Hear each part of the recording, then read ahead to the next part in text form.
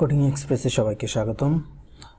আজ আমরা লারাভেল 8 দিয়ে কিভাবে ইমেজ আপলোড করতে হয় সেটা আমরা দেখাবো। তো এটি আমাদের একটি লারাভেল নিউ প্রজেক্ট আমরা আগে ক্রিয়েট করে রেখেছি। যারা এখনো ক্রিয়েট করেননি তারা লারাভেল 8টি ক্রিয়েট করে নেবেন। আমরা সরাসরি কোডে চলে যাচ্ছি। লারাভেল 8 প্রজেক্ট ক্রিয়েট করার পর আমরা লারাভেল ইউআই ইউজ করেছি। ইউআই ইউজ করে আমরা যে ডিফল্ট লেআউট থাকে সেই লেআউটটি আমরা এখানে সেট করে নিয়েছি। তো এট ফার্স্ট আমরা চলে যাব হচ্ছে আমাদের এই ইউআই। এটা আমাদের ইউআই, এটা যেটা আপনারা এখানে দেখতে পাচ্ছেন ব্রাউজারে স্ক্রিনে। আমরা ইউআইতে আমাদের যে ফর্ম আপলোড ফাইল আপলোডের সেটা আমরা দেখাবো।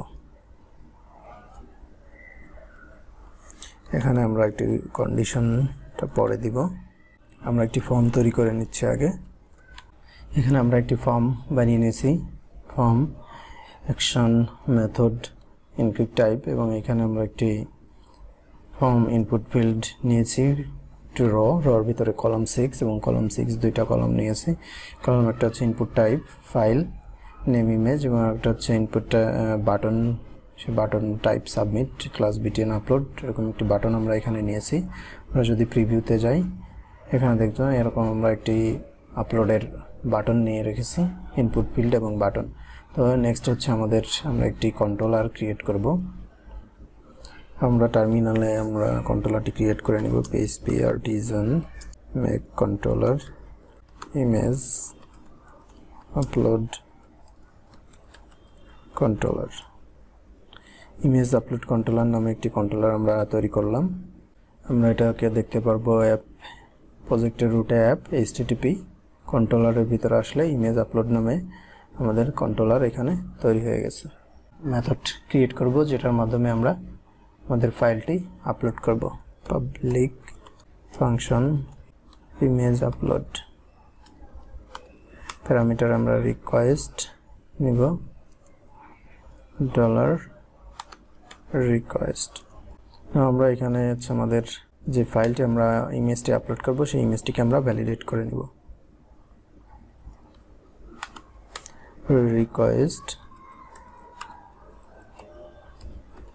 ভ্যালিডেট, আমাদের যে ইনপুট ফিল্ডের নেম ছিল ইমেজ, নাম দিব ইমেজ, দিয়ে আমরা এটাকে ভ্যালিডেট করব। ফার্স্ট রুলস হচ্ছে আমাদের এটি রিকোয়ার্ড,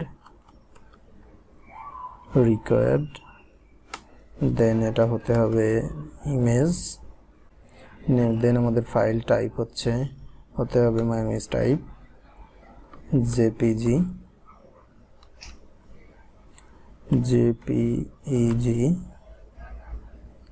কমা পিএনজি কমা হচ্ছে জিআইএফ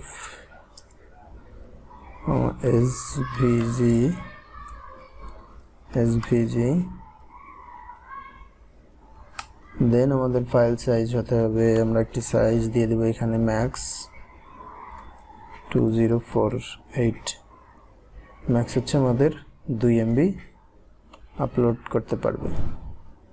আমরা একটি কন্ট্রোলার মেথড ক্রিয়েট করলাম। এখন আমরা একটি রাউট ক্রিয়েট করব, যে রাউটের মাধ্যমে আমরা আমাদের ফাইলটি আপলোড করব। তো এখানে একটি হোম রাউট আছে, এটাকে আমি কপি করে নিলাম। এটা হবে পোস্ট ফাইল ইমেজ আপলোড। আমাদের কন্ট্রোলারের নাম হচ্ছে ইমেজ আপলোড কন্ট্রোলার। এখানে আমরা দিয়ে দিব ইমেজ আপলোড কন্ট্রোলার, এবং এটার মেথডটি হচ্ছে ইমেজ আপলোড। এখানে আমরা একটি মিস্টেক করেছি, এখানে একটি কমা দিয়েছিলাম, এই কমাটি এখানে হবে না, রিকোয়েস্ট $request। এখানে আমাদের মেথডের নাম হচ্ছে ইমেজ আপলোড, আমরা নেম দিয়ে দিলাম ইমেজ আপলোড। এটা হচ্ছে আমাদের অ্যাকশন। তো আমরা এখন আমাদের ফর্ম যেটি আমরা তৈরি করেছিলাম সেই ফর্মের মধ্যে এখন আমরা এখানে অ্যাকশন দিয়ে দিব। রাউট এর ভিতরে আমরা আমাদের অ্যাকশনটি দিয়ে দিলাম। না আমরা হচ্ছে কন্ট্রোলারে যাব। আবার কন্ট্রোলারে আমরা এখানে ইমেজটি ভ্যালিডেট করলাম। এখন আমরা এটাকে সেভ করব। ইমেজ নেম নামে একটি ভেরিয়েবল নিলাম আমি, ভেরিয়েবলের ভিতরে টাইম, ইমেজটাকে আমরা রিনেম করে রাখবো টাইম ডট, এটাকে কনক্যাট করব আমাদের অরিজিনাল ফাইলের সাথে। রিকোয়েস্টে আমরা যে ফাইলটি পাচ্ছি রিকোয়েস্ট ইমেজ, ইমেজের অরিজিনাল এক্সটেনশনটা আমরা রাখবো এখানে এক্সটেনশন, দেন আমরা আবার রিকোয়েস্ট ইমেজ, ইমেজটাকে আমরা কোথায় সেভ করব আমরা সেইখানে এখানে মুভ এর ভিতরে বলে দিব image move public path, public path. আপনারা চাইলে এটাকে স্টোরেজ বা অন্য ফোল্ডারও সেভ করে রাখতে পারেন। পাবলিক পাথ IMAGES ইমেজেস নামে একটি ফোল্ডারে আমরা রাখবো। তারপরে যে নেমটা আমরা এখানে আগে সেভ করে দিলাম ইমেজ নেম, সেই নামে আমরা এখানে সেভ করে রাখবো।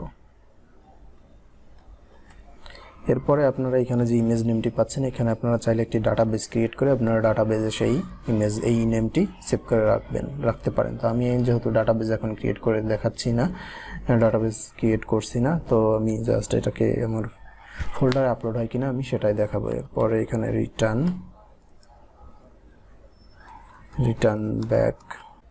ব্যাক উইথ, এটাকে মেসেজ দিব আপলোডের পর সাকসেস, দেন বলবো ইউ হ্যাভ successfully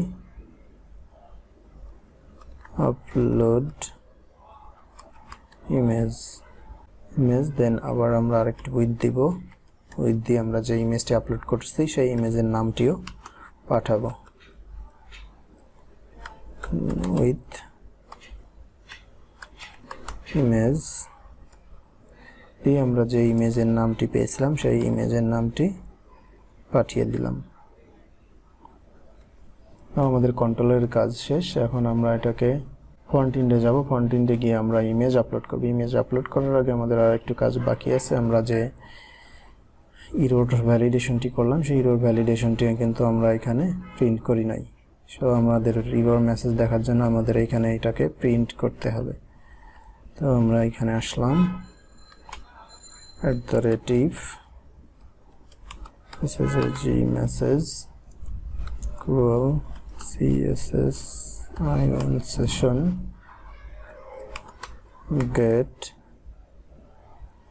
সেশনের ভিতরে যদি মেসেজটি থাকে @end if, এটার ভিতরে আমরা যে মেসেজটি প্রিন্ট করব তার একটু স্টাইল আমরা এখানে অ্যাড করে দিলাম।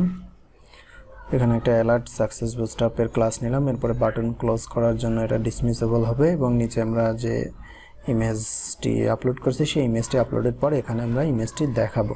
তো দেন আমাদের কাজ মোটামুটি শেষ। আমরা এখন পাবলিক পাথের ভিতরে এসে আমরা একটি ফোল্ডার ক্রিয়েট করব যে ফোল্ডারে আমাদের ইমেজটি আপলোড হবে ইমেজেস।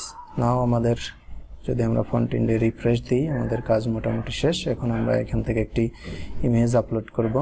ফোল্ডারে যাব, ডাউনলোডসে আমাদের একটি ইমেজ আছে PNG ইমেজ, এটাকে আমি আপলোড দিলাম। আমাদের ইমেজটি এখানে দেখাচ্ছে image uploaded successfully, image upload হয়ে গেছে আমাদের এবং আমাদের ইমেজ আমরা যে ইমেজটি আপলোড করেছি সেই আপলোডকৃত ইমেজটি কিন্তু আমাদের এইখানে দেখাচ্ছে। তো আমরা যদি আমাদের ফোল্ডারটি চেক করি যে আমরা যে ফোল্ডারে ইমেজ আপলোড করেছিলাম দেখেন যে এখানে একটি র্যান্ডম মানে কারেন্ট টাইমের রিনেম হয়ে আমাদের যে ইমেজটি আমরা আপলোড করেছিলাম সেই ইমেজটি এখানে সেভ হয়ে গেছে।